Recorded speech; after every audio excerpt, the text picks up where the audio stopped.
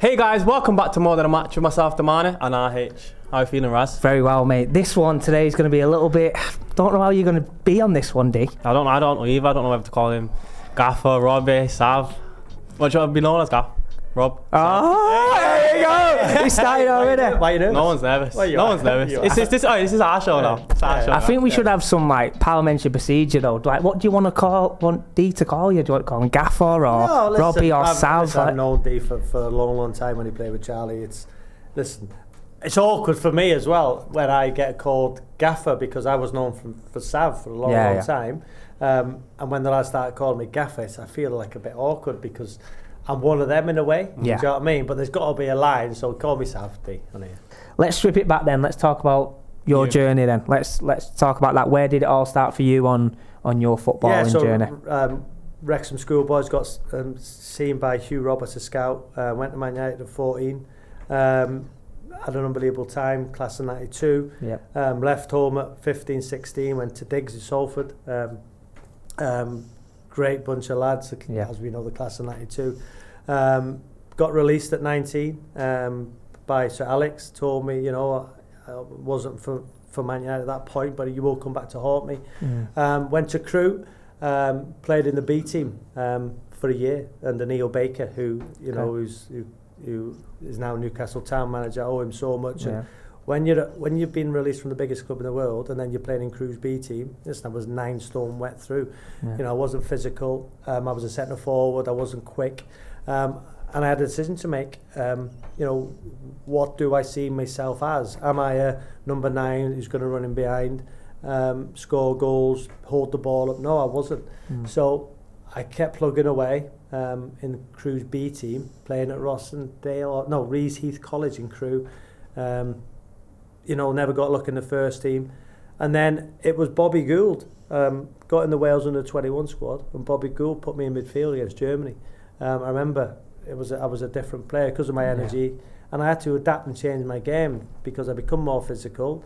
I knew I could win the ball back and give it to the better players in the team, the more technical players, and that's what I thought, I've now got a niche in my game where I was the fittest player, I think, in the Premier League when I got to the Premier League. I was one of the most aggressive, and I knew that the biggest thing I could do is affect the game of football. So when you come off a pitch, I look at, have my players, or did I affect the game of football? And I did, whether it was in a positive or a negative way. I would affect the game of football with my energy, my passion, with everything that I brought to it. So when I left Man U, got in the Crewe's team, then went to Leicester, had a great time. Birmingham, and the story continues. Let's talk about, again, we would be wrong to push over the United stuff. Like, the class of 92, like, what was that like for you, Sir Alex, like, legend of a manager, the players, Gary Neville, David Beckham, Paul Scholes. But as Dee will know, at the time, it was your mates. Yeah. I know. They weren't the players that they, that youth team, what would that be worth now in modern day football? Yeah, but looking back now, like, of what all of them have achieved, like, do you just sit there and think, like, I actually played with all them? Yeah, it was, think Scholesy. I've got the class of 92 picture in my office, and Scholesy's not on it, because Scholesy wasn't in the season 92 when we beat Palace in the final. And again, I can relate every single scenario from Man United, from my days as a footballer, to my players. So, for instance, I understand disappointment from Man United. So you imagine, you played every game in the run up to the final, class 92. Spurs in the semi-final. Beat Man City on the way at Main Road in the 3rd or 4th round. Scored goals in the competition, and then the second leg of the final, Giggsy was available to lift the trophy. So I remember Eric Harrison, who was the most amazing coach and person, pulled me and said, "Listen, Giggsy's going to start. You're going to be left out." So again, it was tough. Playing every single game up until the final, second leg at Old Trafford. I think it was over 30, 40, 50,000 there. So again, I was so disappointed, but I reacted in a positive way. Of course, I was, upset, it hurt. It's easy to be like that, though, but you have to understand that Ryan Giggs is going to lift the trophy, and I'd be the one left out. And on the base of the previous game, Beck scored a worldie. you know, Scoresy wasn't even in the squad, I said, do you know what? But I got on. I missed a great opportunity as well to score. But again, I understand disappointment from early in my career, so I can relate that now to my players. Yeah, because Giggs was already in the first team at that point, wasn't he? Incredible.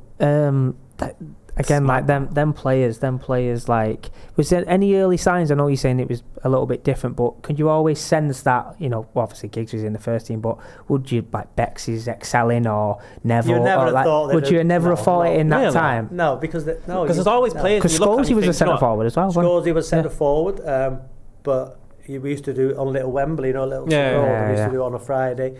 The quality they had, but you know, Ben Thornley was an unbelievable player. Keith Gillespie with his pace. You had Chris a good Casper, career, didn't he? Chris Casper, who had a bad injury. Gary Neville, you know. Was he always dead, like, disciplined? Yeah. Was his brother the same, Phil? Great people. Yeah, great people. Good family. Remember, you know, Gaz come to Wrexham to play a game of cricket. He made 70 odd in 20 odd balls. In a team, you know, in his little grey Peugeot, which was great. But brilliant. Again, we were like a family, and the hardest thing for me is when you get told that you're not going to get renewed. You're leaving lads you've grown up with and are spending 8 hours a day with. You know, they become your second family. Then you're not leaving football, you're leaving your mates, and that was hard. There's two things that I would want to ask there. Like, we like to educate on here, so like any young players or any senior players that are being released, like, and you talk about attitude, application, what advice would you give them? Because you, again, disappointment at being left out of playing all the competition, being left out in probably the most important game. Dealing with that, what advice would you give to players that are being left out and also being released as well? Because that's tough. That's the only club that you know in it. So it's hard. Listen, you've been there. It's hard. I think you need an opportunity. You need somebody to believe in you. Listen, Dario Gradi, I was at the School of Excellence at 12 to 14. Obviously remembered me, and when I got released, he took me back. So again, because they knew me, that was an easier out for me in terms of going to where a club knew me, but obviously I didn't get in for a year.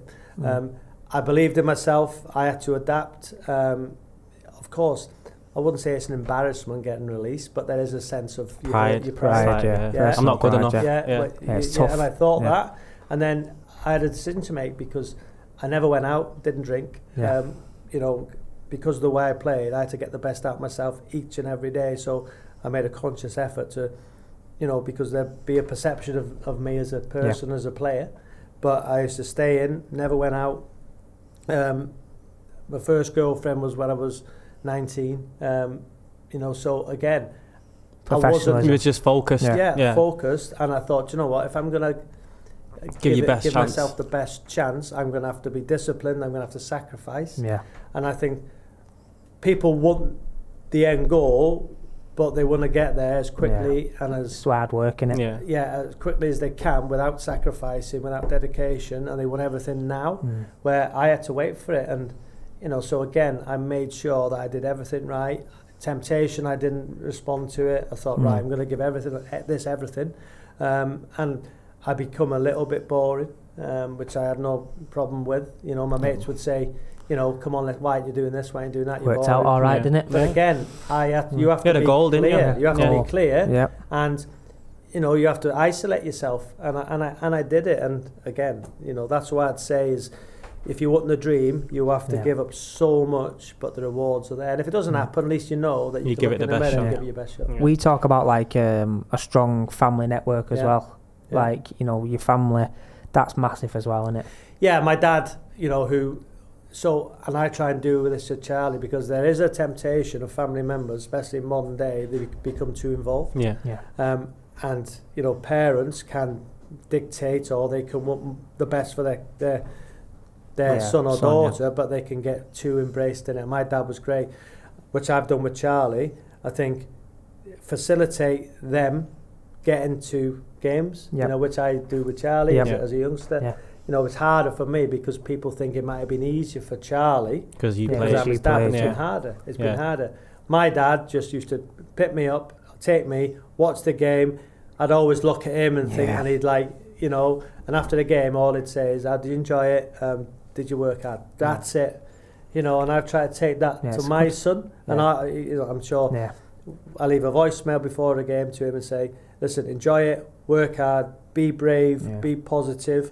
You know, you might have a bad game, doesn't make you a bad player. Just go and enjoy it. And I think now, what I'd say is, so any parents listen to this, is just try not to get too involved, because what will be will be. You can't influence, you know, if the manager likes your son or daughter, if they pick your son or daughter, you can't influence control it. People get emotionally invested in it as well, don't they, where it can go the other way, where the players, male or female, they don't want to do it. They don't want to do it. But you're pushing and pushing and pushing, and they don't want to do it. I think that's the best way. Like my mum and my nana, they just let me do it. Like if I enjoyed it, that's what you got to do. They didn't say you have to do this. Like that's no added pressure to me, and I enjoyed it. And I think that's why I made it so far, because it wasn't a necessity to play football. It's like you enjoy it, see how far it takes. Also, right, and I think he makes a good point, and I've seen it. There's enough pressure. There's enough, you know, spotlight when you get to a point where you've got an opportunity.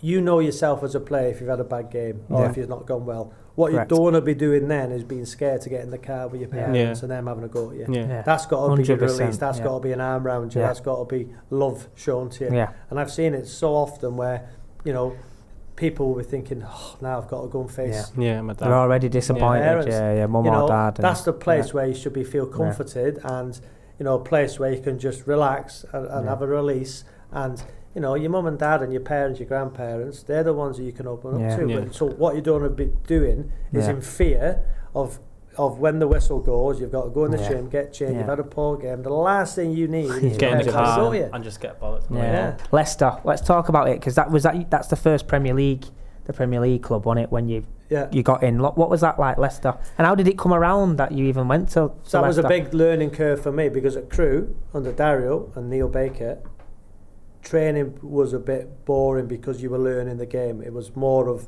technical detail, team shape, patterns, youngsters learning the game.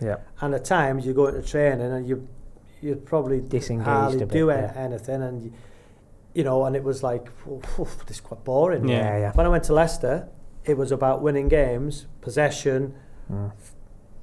The higher you go, you can't the thing for me as a coach, and you'll get this right, the thing for me is laughter, entertainment, engagement.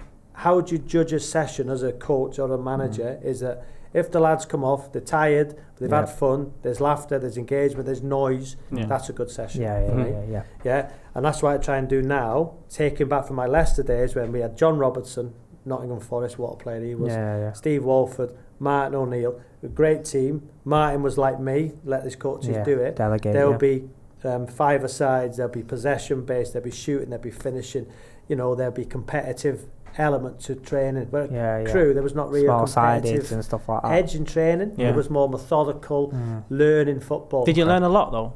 Yeah, I learned a lot, but I moved position. So I moved so position. It changed again. What was Martin O'Neill like? The best. As a gaffer? The best. Again, he knew how to get the best out of each individual. Two examples. With me, he done a thing on Match of the Day. We drew with Liverpool 2-2.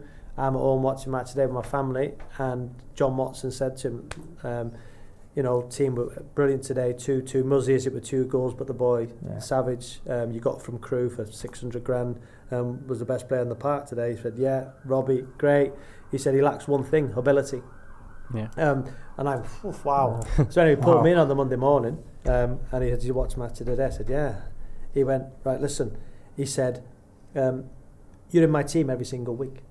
I went, because I think he subconsciously knew, maybe that was stepped out of line a little bit. Yeah, but that's good for him. Confidence for you, though, innit? Like a bit, he pulled me in, and he went, you know, let me tell you, I bought players for 3 or 4 million quid. They're not my team. Because they haven't got the work ethic, you know, the mentality you have. You're playing every week for me, so. But that made me want to do it, proving more wrong. Like, don't say that because I actually, But as a manager, when you got too close to him, there'd be times when you in the training ground, he'd walk straight past you. Chop you down again. He doesn't. That's good psychology, though, isn't it? Because you don't get too comfy, though, innit? You don't get too comfy. But he was brilliant, and there was a case when we played Southampton away. Steve Guppy, what a player he was, his left foot, got an England cap, what a player, Gups. But Martin knew to get the best out of him, he had to treat him in a different way, where we lost, we got hammered. In the dressing room after the game, all lads have come in. Martin comes in, he used to pause 30 seconds to see what he was going to say. And he went, Gups, magnificent. You were magnificent. So the lads get on the bus afterwards and thinking, Gups. Anyway, Gups needed that. Next game, he was the best player in the park. Yeah, confidence. Yeah, so Martin knew how to treat individuals and the collective, and he was magnificent. What a guy. That's mad. Go on, okay, you are. Might sound a bit stupid, this. Is any like stories at your Leicester days? Yeah, you and I know what you're going to say about the toilet. The toilet. Go on, talk to us about that if you can. Listen, it was a £64,000 fine. It was an FA fine. I think at the time at Leicester I was on 20 grand a week. Just get out there. Just get out there. Listen, honestly, it's in my book. It's in my book. So I remember we got. It was the Player of the Year awards. It was Aston Villa last game of the season. Yeah. Before the game, so I'd play. Listen, the amount of stuff I did to my body to make me play. Listen, looking back now, of course, but you just want to play, don't you? Just want to play. Yeah, definitely. Just want to play. So I was not in the best place, but I wanted to play in the last game at home, Filbert Street, Aston Villa. So I got on the pitch. But before, my stomach, I was all over the place. So because at Leicester, I had my first house and I was on my own with no family around me, I used to go and watch reserve games, 21 games. They were at Filbert Street. It was a Pontins League, I think. I can't remember what it was, Midlands League. So always used to go and watch the kids. And at Filbert Street, you go through reception and straight down would be the pitch, but on the right was the referee's room. So when you watch a reserve game, you'd always go into that would be open to use the toilet. So anyway, we played the game. Before the game, our 2 cubicles were full. So I thought, right, go into the referee's room. So I knocked the door. So I need to use the toilet. Graham Paul was the ref. 2 assistants. So I used the toilet. The bell had gone, so I was late. Anyway, go to the door. The assessor was there. I've done that to the assessor with my hands. Anyway, go on the pitch. Anyway, after the game, Mickey Adams said, "Oh, just a quick one. We've had a report." This was like a week later. We had an FA charge. You've been charged with using the referee's toilet. And anyways, the night of the Player of the Year was I won the Player of the Year, but then I got hit with a 2-week fine, and I was moving to Birmingham. I moved to Birmingham at the end of the season. After that season. End of the season. So I got a fine, which I had to attend the hearing with Brucey, who was great. Brucey was great. And I got fined 2 weeks from the club, and an FA fine had totaled 64,000. So it was all. So it was just a case of, can I use the toilet and use the toilet? So you didn't. It sounds stupid. You didn't leave it in any state or played a prank or anything like that. No, it was genuine thing. But because I put my hands on the assessor's blazer, they said I wiped my hand down the assessor's blazer. But again, it was not like people think, it was a prank. No, it wasn't. It was a genuine thing. You just needed a toilet. Needed a toilet, and it was 64 grand. That's an expensive trip to the toilet. Expensive. Jesus. That is mad. But people thought it was me. It was a prank. It was genuine. So you talk about after that, after the season, great season, you moved to Birmingham. Steve Bruce. Again, what was Brucey like? I know you just said that there. Brilliant, class. Honestly. Class. Again with me as a person. I knew Brucey from Man United as a captain, and when I was a youngster, and he had this. I think it was his wife had a white Golf convertible, and I always said to her, what a car, and we always joked about that. But he brought me in with Mark Bowen, brilliant, and we had such a great team spirit. And we proved everybody wrong in the Premier League, and he got the best out of people. But he was magnificent. No, it's brilliant. What was your time like at Birmingham? Got best. Yeah, you loved it. Yeah, listen, I was fans' favourite, and I left in controversial circumstances to go to Blackburn because Mark Hughes, my hero, was the manager. And I had everything at Birmingham. Listen, I was the Player of the Year again. Christophe Dugree won the World Cup coming in the January. He was sensational. Remember, he was the French fella, wasn't he? Oh, yeah, he was. Was that good. the clip when you fell over that? No, it's David Dunn now. That was me. You're talking about the Rabona. Yeah, coming out of the tunnel against Liverpool. You fell over? Yeah, I've not seen that. Funniest clip. Wow. One of the boys. I've not seen. One of the boys put it in the chat the other day, and I was laughing my head off. Yeah. You come out of the tunnel. Anfield as well. No, it was at Birmingham. Oh, St Andrews. You come out of the tunnel, and you see him on the floor. It's like, what's going on here? Carpet. Robbie, I've got to see that. You know, I've got to see that. We'll have to get it. He was. You ask any Birmingham fan, he was sensational. He was that good. He was second in Player of the Year that year. Behind you. Did you get Player of the Year there as well? I went. Everywhere you ain't got Player of the Year. Except for Blackburn. But Derby got it everywhere I went. Player of the season. Did you come second at Blackburn then? I can't remember. But again, yeah. So that Dugarry was top. Brucey top. What about the club in general? Like top club and that. Yeah, top club. I remember the kit. Like used to be sponsored by like a phone. Yeah, like phones for you. Yeah. I remember that. But again, I knew at Birmingham that the manager and the fans not Brucey idolised me, but Brucey knew I could affect the team. Yeah. And I remember Sunderland away, 50 minutes as a manager. 50 minutes, I was the best player in the park. The best player in the park, 0-0. The number 8 goes up, and I'm looking around thinking, what? Is that me? Brucey will tell you this. Is that me? Anyway, yeah, Tav.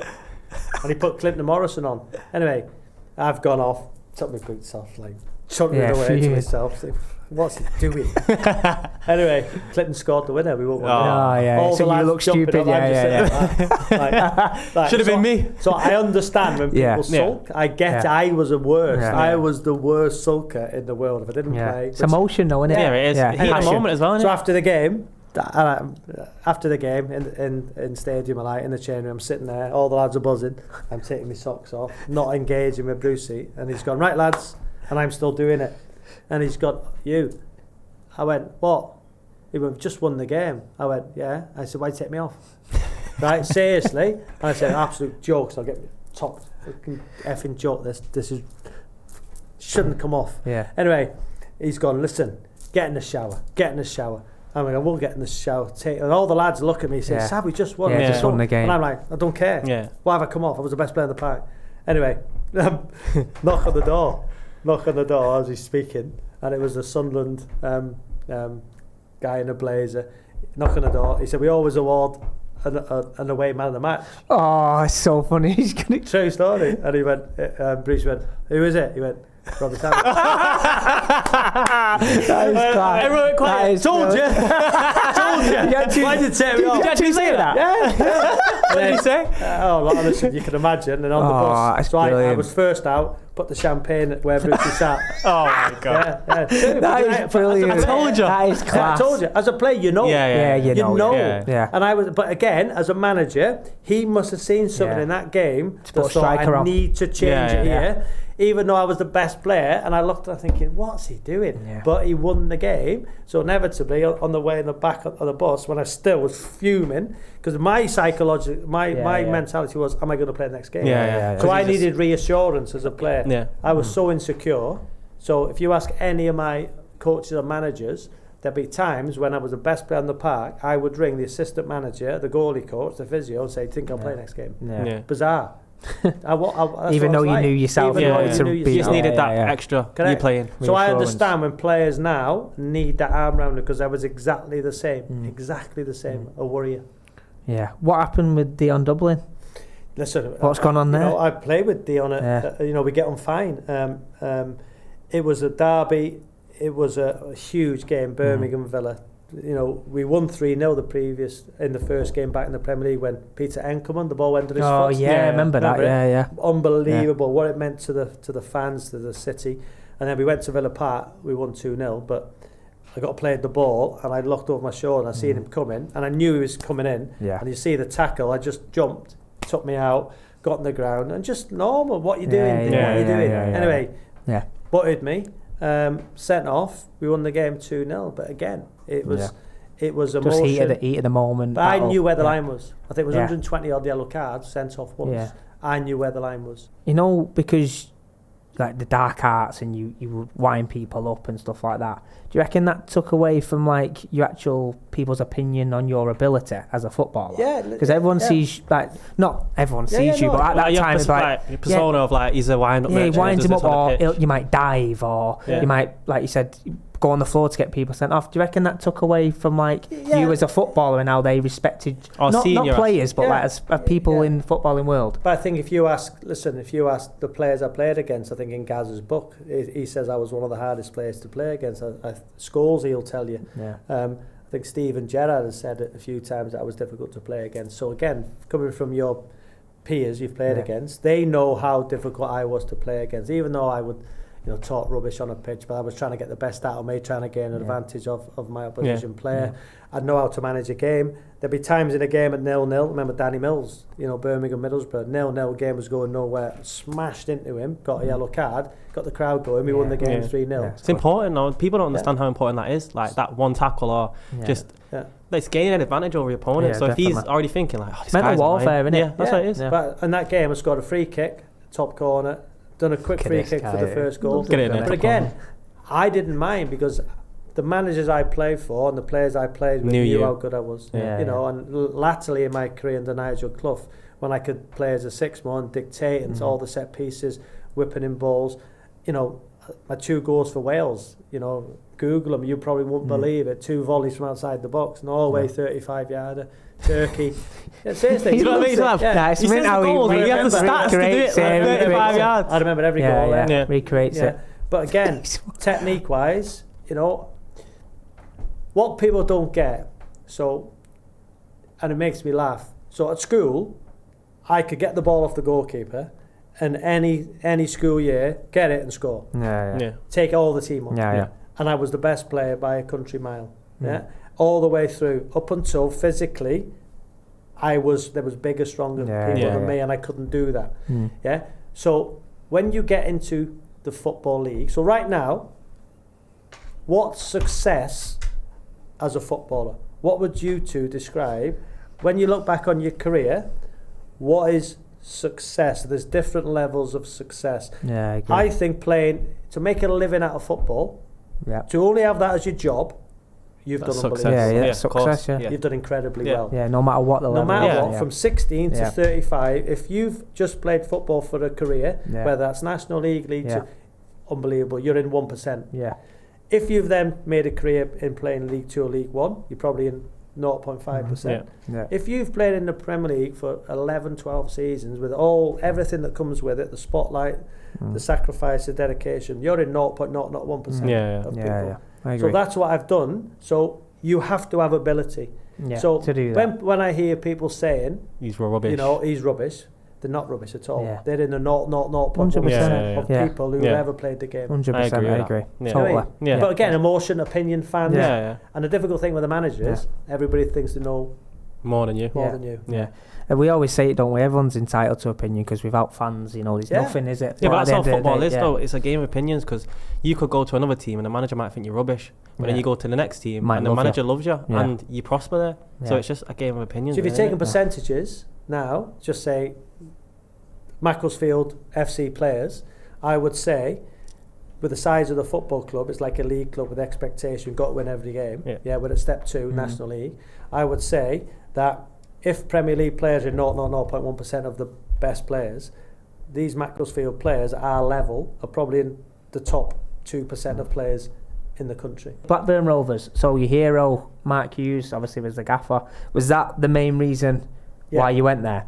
Yeah, listen, I had to get out of Birmingham, and I'd done stuff to get out of Birmingham which I wouldn't be proud of now. It was a disgrace. In training, I knew I could go, and because I was that much of an asset to Birmingham, they wanted to keep me. And I get it now from a manager's point of view. I remember going home to my house, and I said to my wife, I need to put a transfer request in.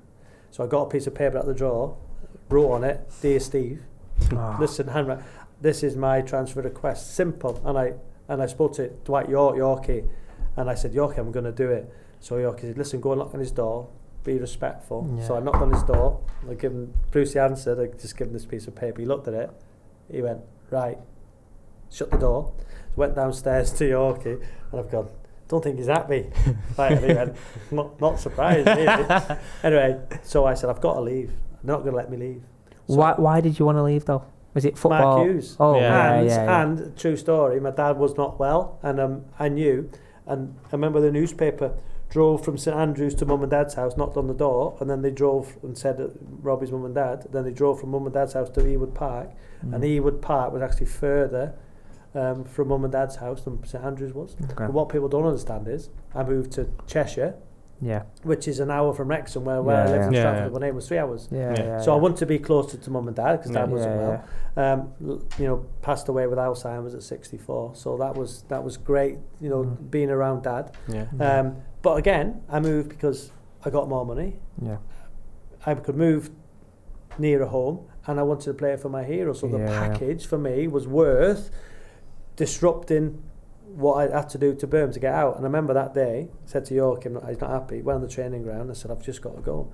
So we done the warm-up, started a game, ball come to me, I picked it up in my hands, volleyed it as far as I could. Just caused a nuisance. Did it work? So Brucey's like all the lads. Just get in. But did they keep you out or just send you in? So said, don't do it again, comes to me. Oh, Robbie. Picked it up, volleyed it. Twice. He said, get in. I got away with the lads because I told the lads what I said, listen lads. And I was a huge character in the dressing room. They understood it as well then. They understood, but they got it. And listen, if that was a player in my team, I was going to say so I've learned. So every scenario, I've been in that scenario. Do you think that's helped you then? Helped me massively. As a manager then. So I know, I've been in every scenario. So again, I've go home, and anyway, the clubs were speaking, and I remember they wanted £3 million minimum, and I remember on Sky Sports News, the yellow ticker. They said Blackburn have made a bid. So I'm thinking, because the ticker's going, and I could just see Blackburn have made a bid, and I'm thinking, here we go, 1.2 million. Oh. So I'm thinking, not gonna take it. I've now caused havoc. I've been sent home. And you're not even putting the right money in. We're like not even half. I'm thinking. So did you know that they would accept 3 mil?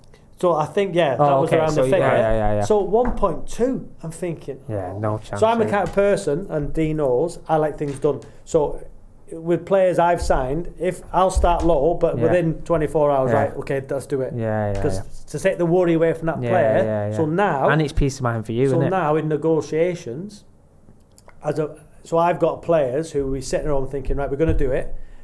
And I've just had one recently.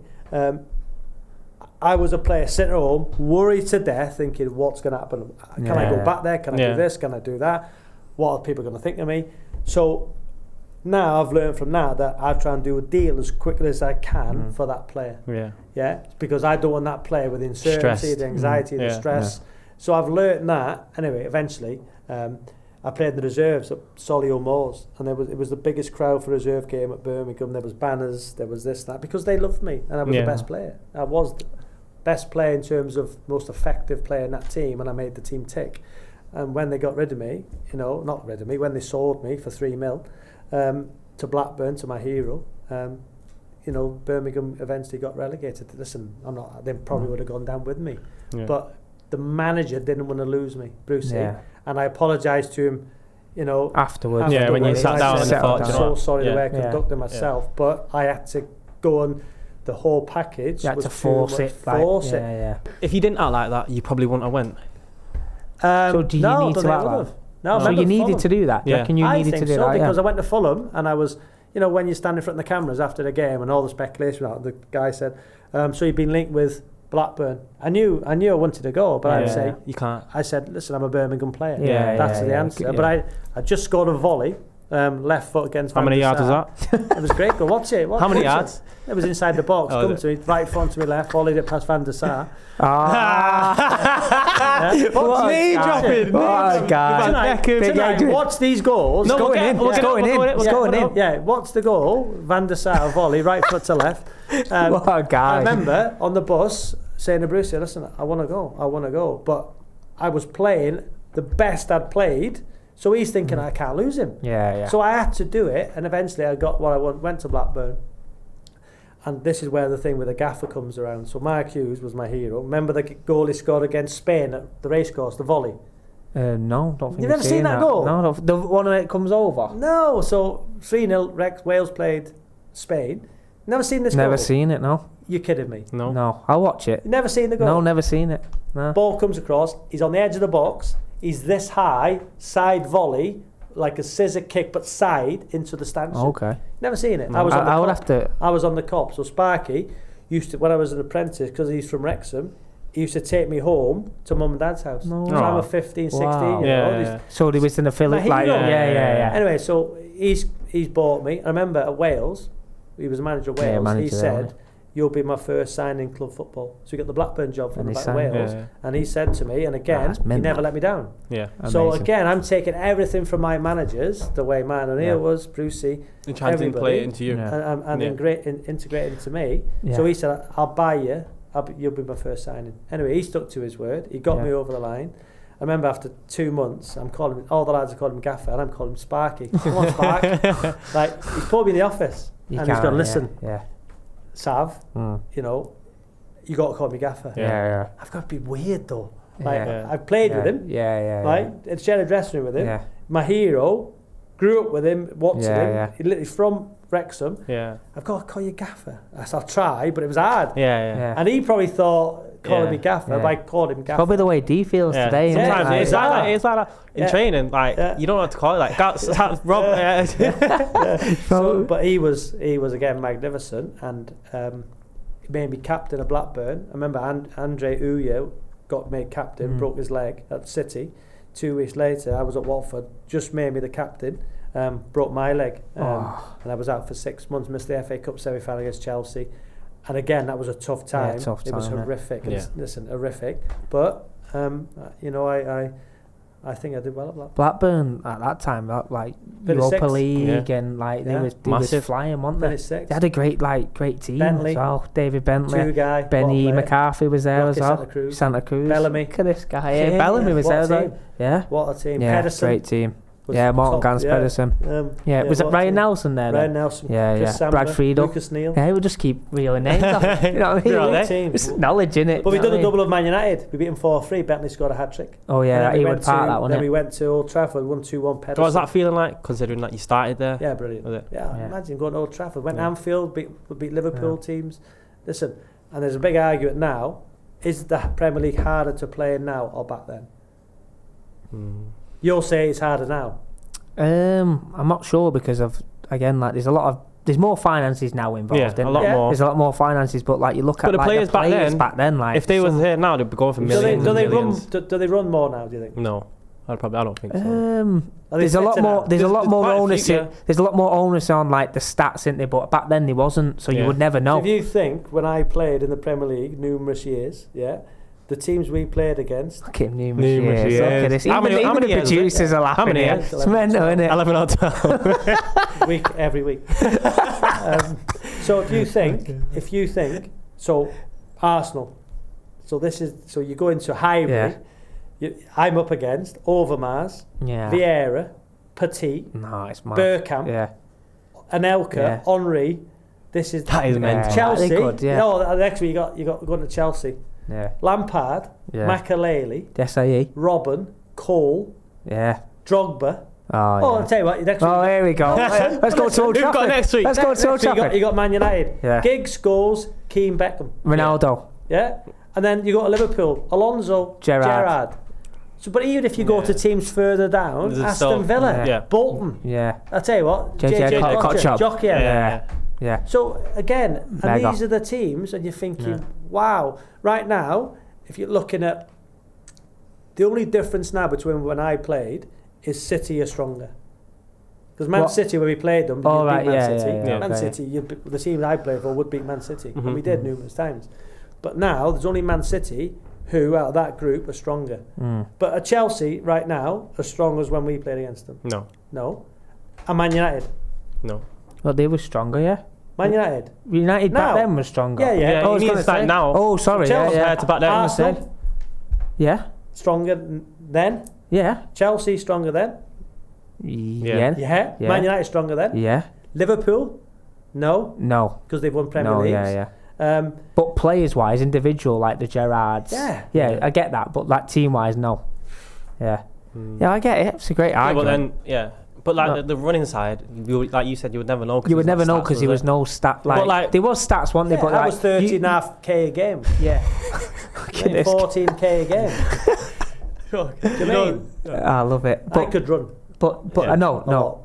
But like now you can go on, say, the website and type it in and it will give you a breakdown. Yeah. Back then, no one's typing that in because the game's not. No. There's no sports scientists or whatever, is there? So from Blackburn, did you say you had a good time at Blackburn? Brilliant. Yeah, brilliant. Listen, I think the one thing I've left at every football club I've been at is a legacy, and the fans know that they could rely on me and trust me. Yeah. And I affected every club I've been at.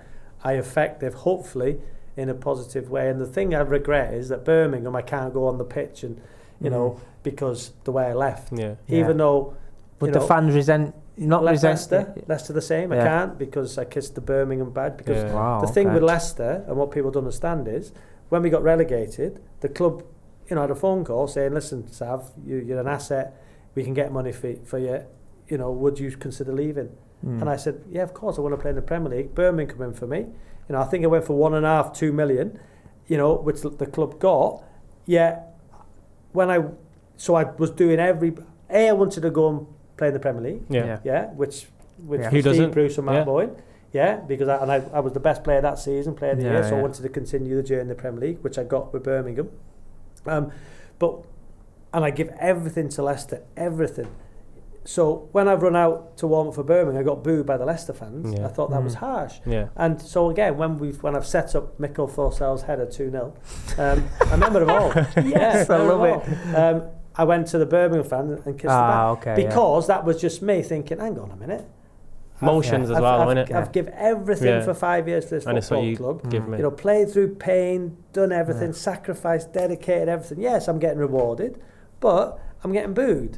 So I thought, I wish that second, I wish I had done that. It's all emotions as well. Emotion because now Leicester fans, I couldn't go on the pitch and wave. Can't do the same at Birmingham. Derby I could. Derby I could. I went to on Brighton, but that was a great time. That almost saved me my mental state and my life for a month because I was that low. We were going to that Derby.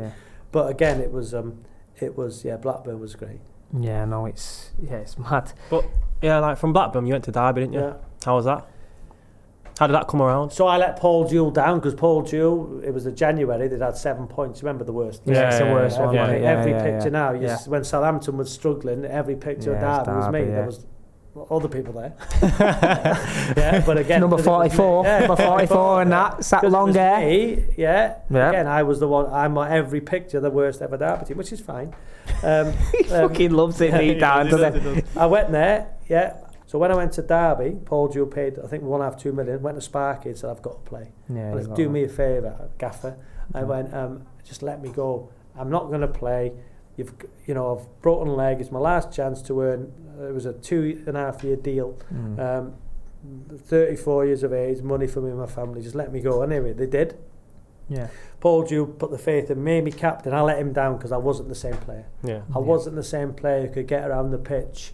And I remember the reason why Paul bought me was because we played New Year's Day at Wigan. We won 3-0. Roque scored, I think. And on the stats, I done. It was like 148 sprints. And at 3-0 up, I remember, we were 3-0 up, the ball went to the left, I sprinted at the DW Stadium by the dugouts, and I won a challenge, and it was 3-0 up in the last minute, and I don't think he forgot that. So he bought me on the basis of I was that Sav, but I wasn't, and I let him down. But again, as a manager, he's probably thought, wow, I've brought this player in on X amount of money. He's not the player he was. I've gone on past reputation. Okay, now we need to get him out. So again, I've taken that into my managerial career. But again, I think the way the club handled it was poor because I was made to train with the kids, come in on the first team days off. I was messed about, and it was affecting me massively because I didn't deserve it. I wasn't a bad influence in the dressing room. So again, with my players is, again, I've made mistakes. Of course I have. But it's not the player's fault that I've made the mistake. I was, like you said before, about you being like a bit insecure about playing and stuff. I bet at that time it was like overdrive. What advice would you give to players that maybe go through that? Like, how would you deal with that? So this is why I'm taking, because there'll be players at Macclesfield, there will be, who will be in a situation where, for whatever reason, they won't be playing. They won't be in the squad. They won't get squad numbers. This is all levels of football, but it's not their fault that circumstances have changed. They might have been injured. They might have lost form. Yeah. There's so many factors at an individual. Family life, off the field stuff, they might not be playing. So again, I try and treat every single player how I wanted to be treated. Yeah. So, for instance, when I was in that situation, mentally it was horrific. I went to Brighton on loan because I wanted to play. For a month. It was the best month I've had in my career. Mickey Adams, fell in love with football again, went back to Derby. Nigel Clough got the job, got remade captain. But in that time, what I did was I stayed professional at all times, done everything right. I abided by the rules. I didn't do anything that I could have got sacked for. I made sure that in no uncertain terms that nobody could come to me and say, well, this you is did why this, you did this. Yeah. I made sure that when I trained with the kids, I made sure I was the best trainer, so they could look up to me. When they went on to have a career, they could say, well, I remember when he did that and he was good. Went to Brighton, had a great time, but showed why I played the Premier League for so long. And when I went back in, those experiences, and Nigel Clough, if you spoke to Nigel, we were playing Mansfield first game of pre-season, and Nigel's coming back with his first team. And, I wouldn't mind the lads, and I'll ask Nigel to do this, Nigel to come into our dressing room and tell him what I was like, how I reacted, and, because when he made me captain again, and I changed, and which I couldn't do for Paul in the Premier League, because it was that, I changed, and I was a six and dictated the play and set pieces. But the question was, what advice would you give when you're not in a team? I would say conduct yourself right. Don't give the club, the manager, an opportunity to say, well, I told you so, you did this. Because clubs will be looking to fine you, clubs are looking to do this, clubs are looking to do that, clubs are willing to get you out. And I'll have circumstances this season, and I've probably got it now, where I'm saying to lads, just go and play. But the hard thing for players is, but it wasn't for me, because I was on very good money towards the end of my career, that if you're on X amount of pounds, playing at a big football club, and all of a sudden you're not in the manager's plans, you're not in the club's plans, but you can leave, but you're going to have to take a cut. Does that player want to take the cut and go and play, or does that player just say, do you know what, no, I'll sit it out, or pay me out, or pay me out. But get it.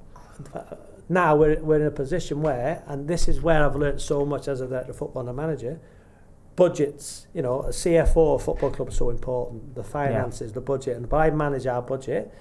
So again, I'll be in a position where I'll have players who I'll just have to rather say, well, over the 38, 44, 52 week where you get paid, I'd rather spread the cash flow over those time that I may as well keep you then. But now, I'm not going to say to that player, well, go and train with the kids, isolate them, go and train in the dressing room. What I'm going to say is, right, I'll treat you like a first team member because it's not your fault.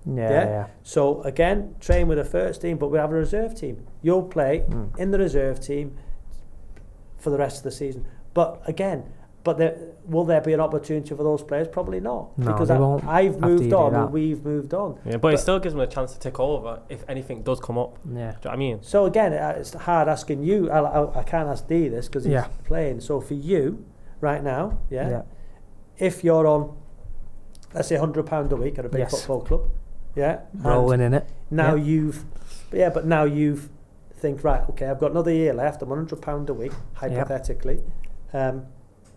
You've now accounted for that with your other job.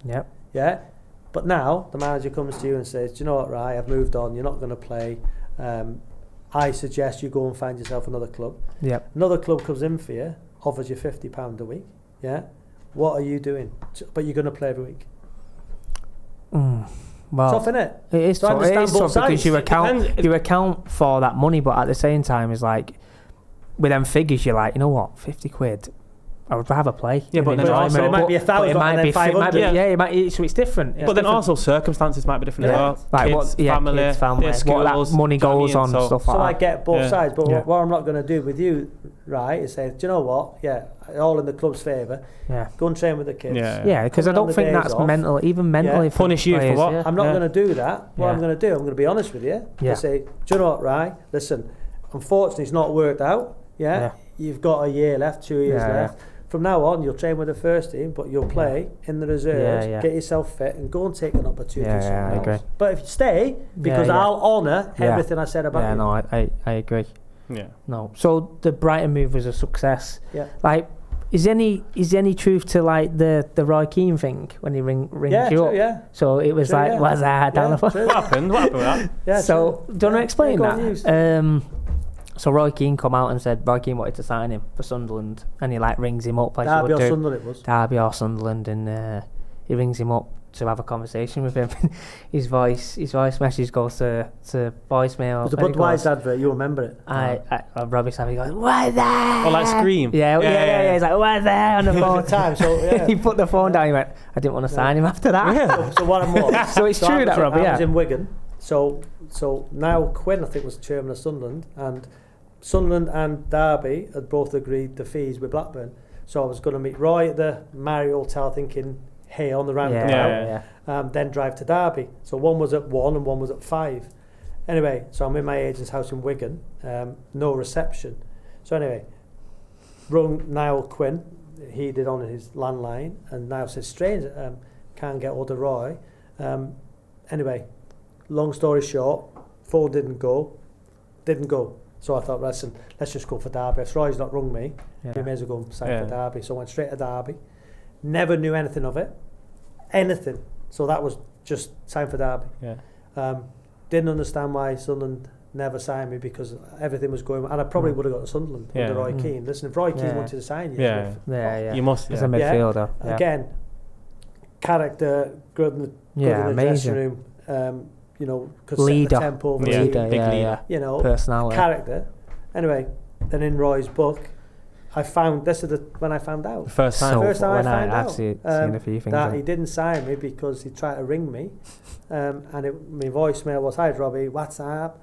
That was it. What's up? But there's no message left. So in his book, he's something like this, not exact words. Was I didn't sign effing that because of the voicemail. Because of the voicemail. But you never knew that. But you would, Do you know what I mean? I didn't know that until it came out in his book.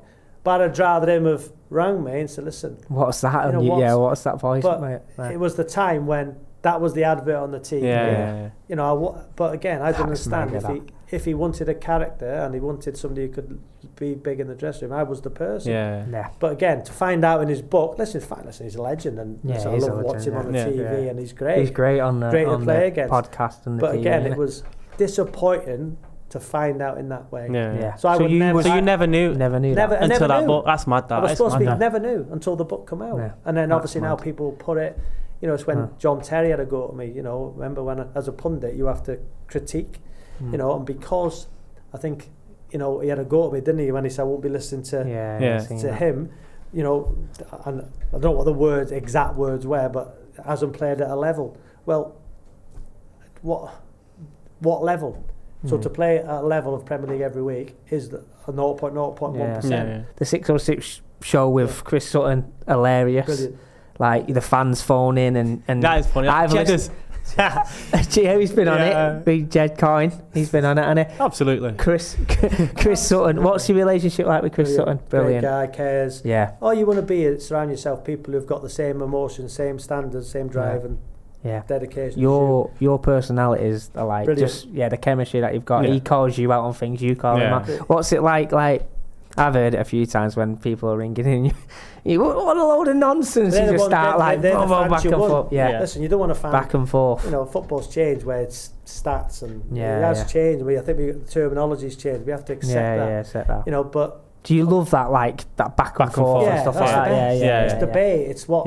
Listen, I always think of 606. You know, after the game, emotions are high. You go to the pubs with your mates. How would you speak in a pub to your mates about a game of football? And create that debate. It's great because you ring on the way home from the games and stuff, and it's mega. And the emotions high. Yeah, that's the best time. Where you see the best 6 or 6s are always straight after the game because emotions high. It's when if you're on 4 hours later because there's something on between the emotions calm. So again, you prefer straight away. I think it's 15 years I've done it now. I think it's the most ever. And it's so has it always been you and Chris Sutton? No, I've done it with about 6 or 7, 10 different people. But he's class. I'm not saying you have to say anything bad, but do you reckon that's your favourite one with Chris Sutton? Listen, they're all good for different reasons. That's all my clubs are all good for different reasons. I do it with Fletch, Chappers. Chappy, and Fletch is good, isn't it? Yeah, I've done it with so many. Listen, Kelly Cates with brilliant variety. You know, but the last 4 or 3 years, me and Chris done a Saturday and a Sunday, which is because then you can say, "Oh, last night this happened on the show." Yeah, it's brilliant. Yeah, but listen, it's a great show, and I'll be doing it next year. But again, there's going to come a point where if we get to the National League next year, if we do, which is going to be very tough because I'm not sure anybody's got out of it in the first attempt. Then as soon as we do get into the National League, we'll become full-time. It's going to be hard, and then it's either got difficult your timing. Because again, financially, TNT, 606, all the stuff I do, compared to being a manager at step 2, financially, step 2 doesn't pay the bills. You turned celeb down, didn't you? I'm a celeb. I had a chance to go on a reality TV show, It's free, you're right under the bus. He come in and he was honest to us. He was like, listen lads, like, I've got a chance here to... Lucrative sum. Very lucrative sum. He said, I've got a chance and I'm waiting. Was that during this season? Yeah, and it was a lucrative sum. Wow. And I that would have been funny in the jungle, wouldn't it? But again, I thought, and I spoke to the lads honestly, I said, listen lads, I've got a chance to earn this amount of money for me and my family. Could I come back? No. No, and they went no. You couldn't. So again, I said, listen, I'm gonna stick with you guys then, you know. And if I hadn't have gone up, do you think if I hadn't have got promoted, I'd have lost that financially because I don't get paid at Mac. I haven't been paid a penny. You know. So again, next season, you know, I'll start earning my first small salary. Because these took the rest of it. Look at him. He's joking. So you better say that on air. Keith's going for you. Again, I'll earn my first. But the player, I was honest with them, and I said, "Could I come back?" If they had said yes, you can come back. Would you have done it? No, I still wouldn't have. But I wanted them to say no. Because they made my mind up for me. I love that. For me. So I wanted them. And what you do as a coach, as a manager, you'll ask questions, knowing what the answer was. So you just want to hear it. So Mark Hughes, again, Wales, we had when you play for your country, and as I did numerous times,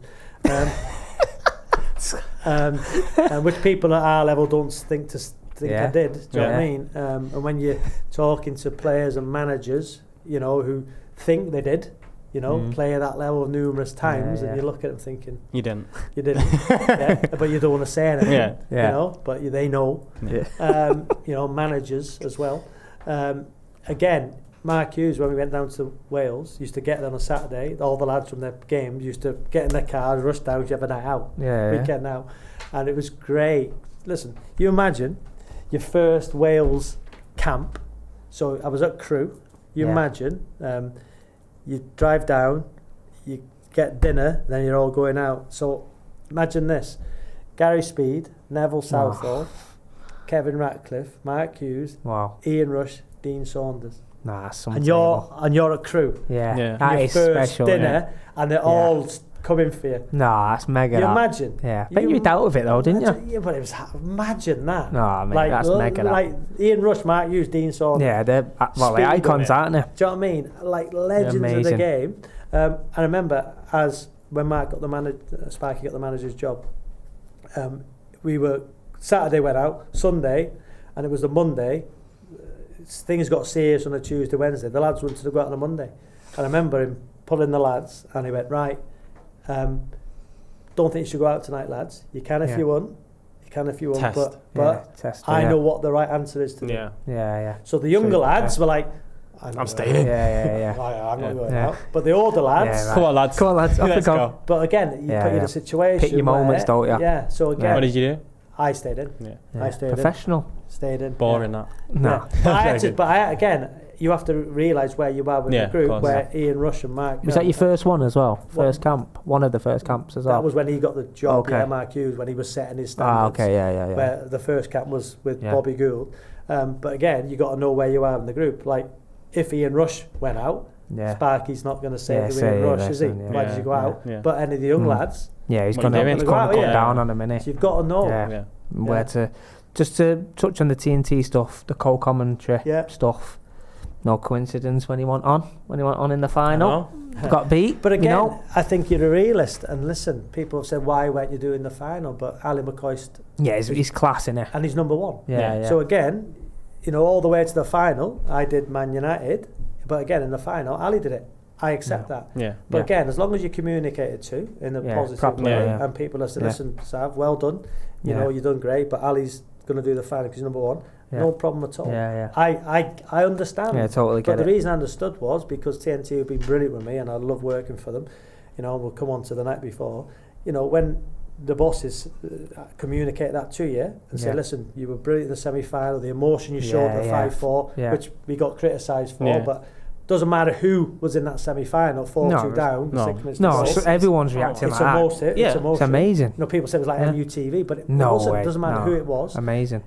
So again, I understood. So it started with Ryan Giggs getting left out of the thing, and it's still happening now, but the communication was important to me because somebody put an arm around you and said, listen, you've done great up until this, but Ali's going to do the final.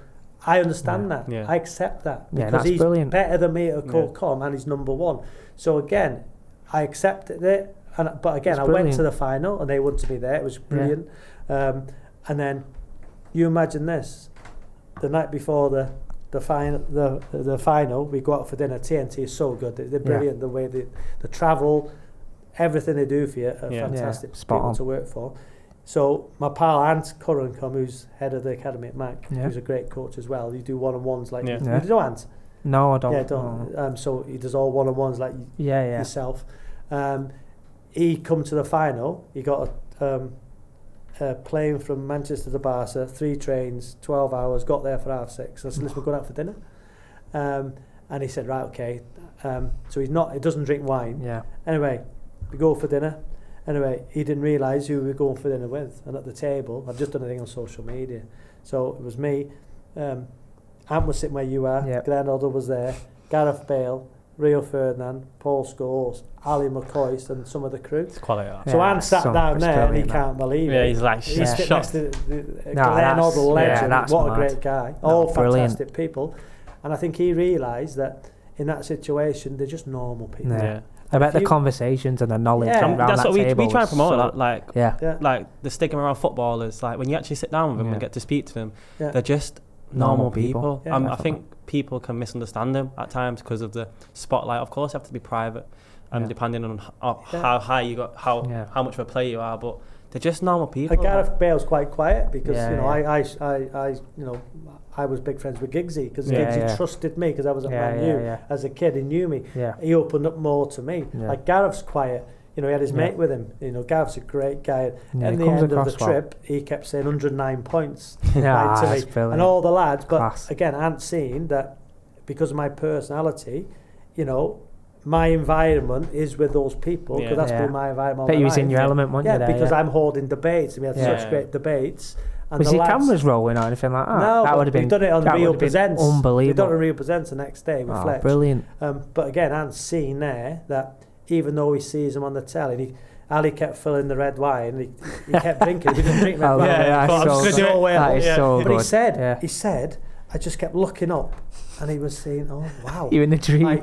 Mate, hero Scalzi, Gareth Bale, it's unbelievable. Glenn Oddle. Imagine speaking to Glenn about coaching, which I've done. And when you say about TNT and all the way through my career, I take little snippets of all managers, and when you're with Glenn Oddle and Rio and top players, I ask them questions. I've asked questions for the last 10, 15 years of my life. No, that's amazing, mate. From people with better knowledge than me, and I've just tried to take it into my managerial career. Who's play living against? 2 guy was incredible. Obviously the class 92, but they weren't in the class of 92 then. So 2 guy was incredible. With 2 guy, Blackburn. Giggsy. I've played with some Dugarry, unbelievable players. Ian Rush, Mark Hughes. Best players against Gerrard was incredible. Gattuso. Listen, I've played against Vieira. Listen, I've played against the best players the Premier League's ever seen. Yeah. You know, Vieira. Yeah, Patrick Vieira. So listen, I've been very fortunate. I love it. One thing football has taught you throughout your whole career till now. Well, one thing it's taught me, I will say. What's kept with you? I would say trust for me is huge. Listen, I've been let down by numerous people along the way. You know, emotionally, financially. Put my trust in people who I thought I could trust, and that is the big thing. That you know, everybody wants a piece of you, everybody wants to be around you, and that is the biggest thing I've learned, is that you can only trust one or two people in your life. Your family, circle small. Your family are the most important thing in your life. You know, whatever happens, they're always there for you. Whether you like the truth or not, they're always there for you. Make sure that the people you surround yourself with are trustworthy, are honest, who tell you the truth, because there's a lot of people out there who are in it for themselves, and I found that out the hard way financially. But again, it's how you react, how you adapt, and as long as you can look in the mirror and say, do you know what, I give everything I did. And that's the pleasing thing for me now as a manager. The narrative before was, I was doing everything, I was doing this, I was doing that, I'd pick the team, I'd do that. And it wasn't true. It wasn't true. But now, you know, and people can say, you know, I didn't get the opportunity because I had him in the background. Now, I can look in the mirror and I can say, I'm accountable now for what I do. And I've always been accountable for what I've done. And own your decisions, you know, be brave enough to say, I got that wrong. And I will get loads wrong, and I've got things wrong. Everyone does, don't it? It's part of growing, again, isn't it's how you grow and how you react. And listen, if I'm no longer manager this time next season, do you know what? I've had an unbelievable time as a manager. And you know, you will. Again, I'm in it for the players. It'll be another successble season for Macclesfield. I'm in it for my boys. It will. Yeah, I am. And listen, they know that. And you've got to be strong, but it's hard. It's hard. Thanks, guys, for tuning into part 1 with Robbie Savage. That's all we had time for. What a part 1. So much discussed, so much more will be discussed. Part 2 with Robbie Savage. Tune into both parts. More than a match.